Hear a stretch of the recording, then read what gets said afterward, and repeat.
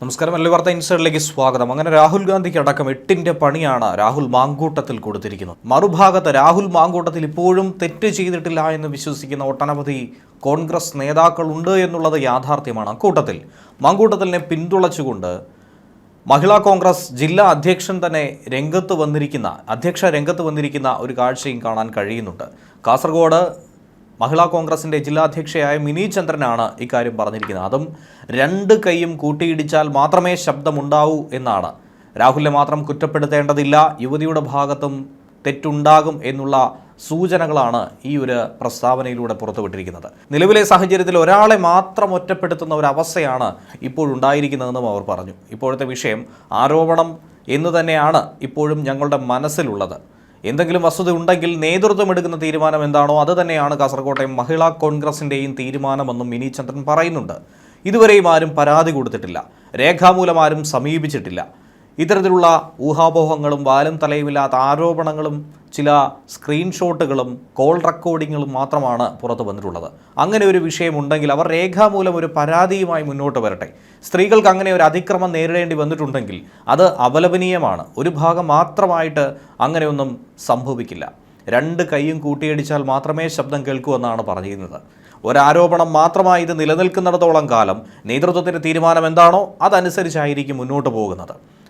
അനീതിക്കെതിരെ എന്നും ശബ്ദമുയർത്താനായി കോൺഗ്രസ് തയ്യാറാണെന്നും, പക്ഷേ ആ രീതിയിൽ തന്നെ ആയിരിക്കും പ്രവർത്തിക്കുക എന്നുകൂടി, ആ രീതിയിൽ കോൺഗ്രസിൻ്റെ പ്രതികരണമുണ്ടാകുമെന്നും മിനി ചന്ദ്രൻ പറയുകയാണ്. ഇനി രാഹുൽ മാങ്കൂട്ടത്തിലിനെ ചേർത്ത് വെച്ച് രാഹുൽ ഗാന്ധിക്കെതിരായിട്ടുള്ള വലിയൊരു ആയുധം തന്നെയാണ് ദേശീയ തലത്തിൽ BJP ചർച്ചയാക്കിക്കൊണ്ടിരിക്കുന്നത്. കുറച്ചു നേരം മുൻപായിരുന്നു രാഹുൽ മാങ്കൂട്ടത്തിൽ രാഹുൽ ഗാന്ധിയുടെ ചിത്രം പങ്കുവെച്ചുകൊണ്ട് എങ്ങനെയാണോ രാഹുൽ ഗാന്ധിയെ ആക്രമിച്ചത് അതുപോലുള്ള ഒരു ഏറ്റുമുട്ടൽ, തനിക്ക് നേരെയും അതിക്രമം ഉണ്ടാകുന്നു എന്ന സ്വരം വരുന്ന രീതിയിൽ ഒരു ഫേസ്ബുക്ക് പോസ്റ്റ് പങ്കുവച്ചത്. എന്നാൽ മറ്റൊരു കോൺഗ്രസ് നേതാവിനെതിരെ കൂടി, MLA-ക്കെതിരെ കൂടി ലൈംഗിക ആരോപണം ഉയർന്നിരിക്കുന്നു എന്ന് പറഞ്ഞുകൊണ്ട് BJP അവരുടെ ഒഫീഷ്യൽ X പേജിലൂടെയാണ് ഇത് പുറത്തുവിട്ടിരിക്കുന്നത്. രാഹുൽ ഗാന്ധിക്കൊപ്പമുള്ള രാഹുൽ മാങ്കൂട്ടത്തിൻ്റെ ഒരു പഴയ ചിത്രം പങ്കുവെച്ചുകൊണ്ടാണ് ഈ പ്രചാരണം കൊഴുപ്പിക്കുന്നത്. രാഹുൽ എന്ന തലക്കെട്ടാണ് ഈ ചിത്രത്തിന് കൊടുത്തിരിക്കുന്നത്. രാഹുൽ ഗാന്ധിയുടെ അടുത്ത അനുയായിയും കേരളത്തിലെ യൂത്ത് കോൺഗ്രസ് അധ്യക്ഷനും MLA-യുമായ രാഹുൽ മാങ്കൂട്ടം എന്ന് പറഞ്ഞുകൊണ്ടാണ് ഈ ചിത്രം പങ്കുവെക്കുന്നത്. മാങ്കൂട്ടത്തിലെ രാജി ആവശ്യം പ്രതിപക്ഷ നേതാവ് അടക്കമുള്ള സംസ്ഥാനത്തെ പ്രമുഖ നേതാക്കൾ ഒന്നടങ്കം ആവശ്യപ്പെടുന്ന ഒരു ഘട്ടത്തിൽ കൂടിയാണ് രാഹുലിന് പറയാനുള്ളത് കേൾക്കണമെന്നുള്ള ആവശ്യം അദ്ദേഹം മാധ്യമങ്ങളിലൂടെ തന്നെ പറഞ്ഞിരിക്കുന്നത്. തന്നെ കല്ലെറിയും മുൻപ് തനിക്ക് പറയാനുള്ളത് കേൾക്കാനുള്ള ഒരു സാമാന്യ മര്യാദയെങ്കിലും കാണിക്കുക, ആ ഒരു ക്ഷമയെങ്കിലും നിങ്ങൾക്കുണ്ടാവുക എന്നുള്ള സൂചന രാഹുൽ മാങ്കൂട്ടത്തിൽ നൽകിയിട്ടുണ്ട്. എന്തായിരുന്നാലും കോൺഗ്രസ് നേതൃത്വവും അത്തരത്തിൽ കേട്ടതിന് ശേഷം ഒരു നിലപാടെടുക്കുമെന്ന് വേണം കരുതാൻ. തനിക്ക് വിശദീകരിക്കാനുണ്ടെന്ന് പാർട്ടിയെ മാങ്കൂട്ടത്തിൽ അറിയിച്ചിട്ടുണ്ട്. രാഹുലിനെ കൂടി കേട്ട് രാജിയിലുള്ള അന്തിമ തീരുമാനത്തിലേക്ക് കടക്കുമെന്നാണ് അറിയാൻ കഴിഞ്ഞിരിക്കുന്നത്. ഇക്കാര്യത്തിൽ ഇന്ന് തീരുമാനമുണ്ടായില്ല, നീണ്ട ചർച്ചകൾ വേണ്ടിവരുമെന്ന് കോൺഗ്രസ് നേതൃത്വം തന്നെ പറയുന്നു. കടുത്ത ആരോപണങ്ങൾക്ക് പിറകെ നേതാക്കൾ രാജ്യസൂചന കൊടുക്കുമ്പോൾ രാജിയില്ല എന്ന നിലപാടിൽ ഉറച്ചു നിൽക്കുകയാണ് രാഹുൽ മാങ്കൂട്ടത്തിലും. തന്നെ കൊടുക്കാനുള്ള ഒരു ആസൂത്രിത ശ്രമം നടക്കുന്നുണ്ട്. അത് സ്ഥാപിച്ചെടുക്കാനായി രാഹുൽ പല തെളിവുകളും മുന്നോട്ട് കൊണ്ടുവരാനാണ് ശ്രമിക്കുന്നത്. അതിൻ്റെ ആദ്യപടിയെന്നോണം ആരോപണം ഉന്നയിച്ച ട്രാൻസ്ജെൻഡർ അവന്തിക ഈ മാസം 1-ാം തീയതി അയച്ച ചാറ്റ് അടക്കം ശബ്ദരേഖകളടക്കം പുറത്തുവിട്ടാണ് രാഹുൽ മാങ്കൂട്ടത്തിൽ പ്രതിരോധം സൃഷ്ടിക്കാനുള്ള ശ്രമം നടത്തിയത്. അവന്തിക ആരോപണം ഉന്നയിക്കും മുന്നേ തന്നെ വിളിച്ച് കാര്യങ്ങൾ പറഞ്ഞിരുന്നു. ഒരു മാധ്യമപ്രവർത്തകൻ വിളിച്ച ശബ്ദരേഖ അയച്ചു തന്നു. കൊടുക്കാൻ ശ്രമമെന്ന് തന്നോട് മുന്നറിയിപ്പ് നൽകിയെന്നും രാഹുൽ പറയുന്നുണ്ട്. രാഹുൽ തന്നോട് മോശമായി പെരുമാറിയിട്ടില്ല, നല്ലൊരു സുഹൃത്താണെന്നതുൾപ്പെടെ മാധ്യമപ്രവർത്തകനോട് അവന്തിക പറഞ്ഞിട്ട് പിന്നെ എങ്ങനെയാണ് തിരിച്ചു വന്നത്? അവന്തികയാണ് തനിക്ക് ഈ ശബ്ദരേഖ തന്നെ അയച്ചു തന്നതെന്നും രാഹുൽ പറയുന്നു. പാലക്കാടിൻ്റെ MLA-യും തൻ്റെ സുഹൃത്തുമായിട്ടുള്ള രാഹുലുമായി ബന്ധപ്പെടുത്തി ഇത്തരമൊരു കാര്യം പറയുന്നത് മോശമാണെന്ന് അവന്തിക തന്നെ പറയുന്നതായി രാഹുൽ പുറത്തുവിട്ട ശബ്ദരേഖയിൽ കേൾക്കാൻ കഴിയുന്നുണ്ട്. മാധ്യമങ്ങളെ കാണുന്നത് രാജിപ്രഖ്യാപനത്തിനായിട്ടാണെന്നുള്ള സൂചന നേരത്തെ ഉണ്ടായിരുന്നു. രാഹുൽ മാങ്കൂട്ടത്തിൽ രാജിവെക്കുമെന്ന ഒരു പ്രതീക്ഷ പലരും പങ്കുവച്ചിട്ടുണ്ടായിരുന്നു, പ്രത്യേകിച്ചും പ്രമുഖ നേതാക്കളൊക്കെ തന്നെ കൈയൊഴിഞ്ഞ ഈ സാഹചര്യത്തിൽ. എന്നാൽ മറ്റാരോപണങ്ങളെക്കുറിച്ച് കൂടുതൽ പറയാതെ ഈ ഒരു വിഷയം മാത്രം പ്രതിപാദിച്ചുകൊണ്ട് തനിക്ക് ഇനിയും നിരവധി കാര്യങ്ങൾ പറയാനുണ്ടെന്ന് പറഞ്ഞു വെച്ച് ഘട്ടം ഘട്ടമായി നാളെ മുതൽ അത് സംസാരിക്കാമെന്ന് പറഞ്ഞുകൊണ്ട് രാഹുൽ പത്രസമ്മേളനം അവസാനിപ്പിച്ചു. മാധ്യമപ്രവർത്തകരുടെ ചോദ്യങ്ങൾക്ക് കൂടുതൽ മറുപടി നൽകിയില്ല. ചോദ്യങ്ങൾ അവസാനിക്കും മുന്നേ തന്നെ രാഹുൽ മടങ്ങുകയായിരുന്നു. പ്രവർത്തകർക്ക് താൻ കാരണം തല കുനിക്കേണ്ടി വരില്ല എന്നുള്ളൊരു കാര്യമാണ് രാഹുൽ ഇക്കൂട്ടത്തിൽ പറഞ്ഞു വെച്ചത്. രാത്രിയിൽ 8:24 അവന്തിക എന്നെ ഫോണിൽ വിളിക്കുന്നു. അത് ഞാൻ കാണിക്കാം. അവന്തിക എന്നെ ഫോണിൽ വിളിക്കുന്നു. അവന്തിക എന്നെ ഫോണിൽ വിളിച്ചിട്ട് എന്നോട് പറയുന്നു, ഇപ്പം എന്നെ ഒരു റിപ്പോർട്ടർ വിളിച്ചിരുന്നു. ആ റിപ്പോർട്ടർ വിളിച്ചിട്ട് പിന്നെ ചേട്ടനെതിരായിട്ട് എന്തെങ്കിലും പരാതി ഉണ്ടോ, എന്തെങ്കിലും മോശമായ അനുഭവമുണ്ടോ എന്ന് ചോദിച്ചു. അപ്പോൾ അങ്ങനൊരു ആരോപണ പരിസരമോ ഒന്നും ഇല്ലാത്തൊരു സമയമാണ്. എന്നുവെച്ചാൽ അവന്തികയുമായി ബന്ധപ്പെട്ട എന്തെങ്കിലും ഒരു കാര്യം കേൾക്കാത്തൊരു സമയമാണ്. സമൂഹ മാധ്യമത്തിലൂടെ CPM മറ്റൊരു പ്രചണ്ഡമായ പ്രചരണം നടത്തിക്കൊണ്ടിരിക്കുന്ന ഒരു സമയം കൂടിയായിരുന്നു സമൂഹ മാധ്യമങ്ങളിലൂടെ, വാലും തലയും ഇല്ലാതെ. അപ്പം ഞാനും ചോദിച്ചു, അവന്തിക അങ്ങനെ എന്താ അങ്ങനെ ഒരു ആരോപണം വരുന്നതെന്ന് ചോദിച്ചു. അപ്പം ഞാനതിന് മറുപടി കൊടുത്തിട്ടുണ്ട്. അപ്പം അതെന്തോ ചേട്ടനെ കൊടുക്കാൻ വേണ്ടിയിട്ടുള്ളൊരു ശ്രമമായിട്ട് എനിക്ക് തോന്നി, അതുകൊണ്ടാണ് ചേട്ടനെ വിളിച്ച് പറഞ്ഞതെന്ന് പറഞ്ഞു. ഞാൻ അങ്ങോട്ട് വിളിച്ചതല്ല, ഇങ്ങോട്ട് വിളിച്ച കോളാണ്. അപ്പോൾ അതിനുശേഷം ആ കോള് കട്ട് ചെയ്യുമ്പോൾ തന്നെ ഞാൻ പറഞ്ഞു, അപ്പോൾ എന്നോട് പറഞ്ഞു ഞാനത് വോയിസ് റെക്കോർഡ് ചെയ്ത് വെച്ചിട്ടുണ്ടെന്ന് പറഞ്ഞു. അവന്തിക തന്നെ എന്നോട് പറഞ്ഞു ഞാൻ ആ കോള് റെക്കോർഡ് ചെയ്ത് വെച്ചിട്ടുണ്ടെന്ന് പറഞ്ഞു. അപ്പോൾ ഞാൻ ചോദിച്ചു എനിക്കത് അയച്ചു തരുമോ എന്ന് ചോദിച്ചു. അപ്പം ഞാനത് കോള് കട്ട് ചെയ്തതിന് ശേഷം നിങ്ങൾക്ക് കാണാം. ഈ വിളിച്ച റിപ്പോർട്ടറോട് എനിക്ക് ചോദിക്കാൻ കഴിയുമെന്ന് ചോദിച്ചു. Okay, sure. അപ്പം വാട്ട് ടൈം കോളിനെ പറ്റിയിട്ടാണ് കേൾക്കുന്നത്. Just now. അപ്പം ഞാൻ വീണ്ടും ചോദിക്കുന്നു, can I call that reporter? Yes. എന്നിട്ട് ഇനി ഞാൻ ശബ്ദം കേൾപ്പിക്കാം.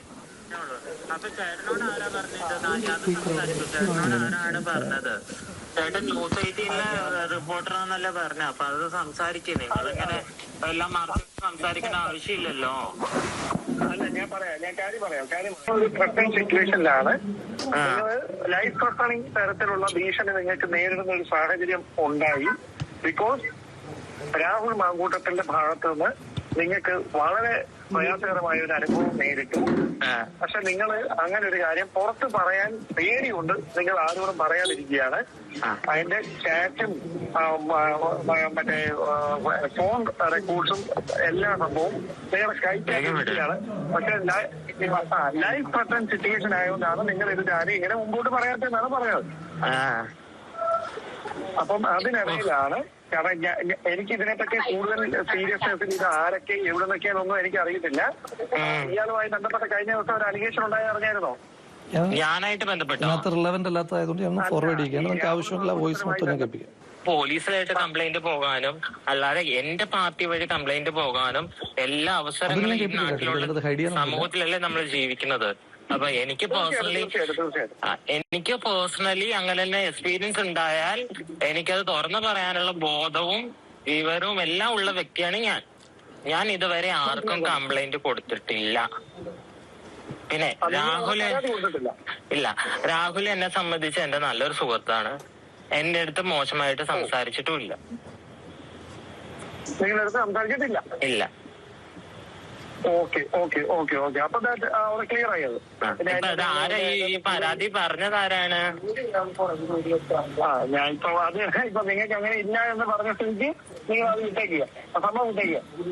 അല്ലെങ്കിൽ ഇങ്ങനെ എന്നെ പറ്റി ഒരു അപവാദം പറഞ്ഞു നടക്കുമ്പോ അത് ആരാന്ന് അറിയാനുള്ള അവകാശമില്ല ചേട്ടാ, അതുകൊണ്ട് ചോദിച്ചതാണ്. അങ്ങനല്ല, നിങ്ങളെ മോശമായിട്ടൊന്നും അല്ല കേട്ടോ പറഞ്ഞത്. മോശമല്ലെങ്കിൽ കേരളത്തിലൊരു MLA പാലക്കാട് MLA ആണ്. ആ MLA ആയിട്ട് എനിക്കും ബാഡ് എക്സ്പീരിയൻസ് ഉണ്ടെന്ന് പറഞ്ഞാൽ അതൊരു മോശപ്പെട്ട കാര്യം തന്നെയല്ലേ? ഇല്ലേ? ബാഡ് എക്സ്പീരിയൻസ് ഉണ്ടായെന്നല്ല പറഞ്ഞത്, നിങ്ങൾക്കൊരു വാട്സാപ്പ് ചാറ്റിൽ മിസ്ബിഹേവ് ചെയ്യുന്ന രീതിയിൽ അതന്നെ അതൊരു ബാഡ് എക്സ്പീരിയൻസ് അല്ലേ? മിസ്ബിഹേവ് ചെയ്തു എന്ന് പറയുന്നത് തന്നെ ഒരു ബാഡ് എക്സ്പീരിയൻസ് ആണല്ലോ. അപ്പൊ അത് പറഞ്ഞു നടക്കുന്ന ആരാന്ന് അറിയാനുള്ള അവകാശം എനിക്കും കൂടി ഇല്ലേ? ഞാൻ ആളോടൊന്ന് ചോദിക്കട്ടെ, നിങ്ങളിപ്പോ എങ്ങനെയാണ് പറയുന്നത്, നിങ്ങളുടെ ക്ലാരിഫിക്കേഷൻ എങ്ങനെയാണ്? ഞാൻ അങ്ങനെയാന്ന് പറയേണ്ട ആവശ്യമില്ല. എനിക്ക് എന്തെങ്കിലും മിസ്ബിഹേവ് ഉണ്ടായാലും എനിക്ക് എന്തെങ്കിലും പ്രശ്നം ഉണ്ടായാലും ബന്ധപ്പെട്ട അതോറിറ്റീനെ സമീപിക്കാനുള്ള എല്ലാ ബോധവും അവകാശവും എല്ലാം എനിക്കുള്ളതാണ്. അത് എന്നെ സംബന്ധിച്ച് എനിക്ക് അങ്ങനെ പ്രശ്നം ഉണ്ടായാൽ എനിക്ക് അത് സമീപിക്കാനുള്ള എല്ലാ ഫ്രീഡം ഉണ്ട്, അതിനുള്ള എല്ലാ വഴികളുണ്ട്. പോലീസ് തലത്തിലായാലും ഇപ്പൊ ന്യൂസ് പരമായാലും അല്ലാത്ത ഗവൺമെന്റ് തലത്തിലായാലും എനിക്ക് നല്ല ഏതാണ് ചുമതല എന്താണ് ഇപ്പൊ എനിക്ക് നിലവിൽ എനിക്ക് പാർട്ടിയിൽ ചുമതല ഒന്നും തന്നെ ഇല്ല. അപ്പോ ഈ സംഭാഷണം നിങ്ങൾ കേട്ട് കാണും എന്നാണ് ഞാൻ വിചാരിക്കുന്നത്. അപ്പോൾ എനിക്കിങ്ങനെ അതിനുശേഷം അന്നത്തെ ദിവസം ഞാൻ വിളിച്ചു. അതായത് ഇവർ പുറത്ത് പറയുന്ന ദിവസവും പിന്നുള്ളതെല്ലാം കാഷ്വൽ സംഭാഷണങ്ങളാണ്. അത് രണ്ടുപേര് തമ്മിലുള്ള കാഷ്വൽ സംഭാഷണങ്ങൾ, അതിനകത്ത് ഏതെങ്കിലും ഒരു മോശപ്പെട്ട കാര്യമൊന്നുമില്ല, അത് പുറത്ത് പറയേണ്ട കാര്യമില്ല. ഇനി അന്നത്തെ ദിവസമാണ് ഇവരാരോപണം ഉന്നയിക്കുന്നതിന് മുൻപ് ഇവരങ്ങനെ എന്നോടിത് പറഞ്ഞിട്ട് നിൽക്കുന്ന സാഹചര്യമാണല്ലോ. അപ്പോൾ അന്നേരമാണ് മറ്റൊരു അലിഗേഷനുമായി ബന്ധപ്പെട്ടിട്ട് ഞാൻ മാധ്യമങ്ങളെ കാണാമെന്ന്